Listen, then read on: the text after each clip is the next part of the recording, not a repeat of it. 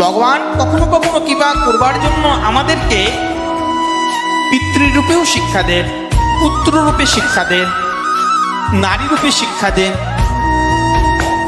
এই কলিযুগে দাস রূপে শিক্ষা দিয়েছেন। ভগবান আমাদেরকে তার ভক্তিকে আশ্রয় করবার জন্য এমন কোন রূপ নেই ধরেন, কিন্তু আমাদের একটা রূপ ধরতে বলেছেন। সেটা কি? সেটা মায়ার দাসত্ব ত্যাগ করে নিত্য কৃষ্ণের দাসত্ব ধরতে বলেছেন।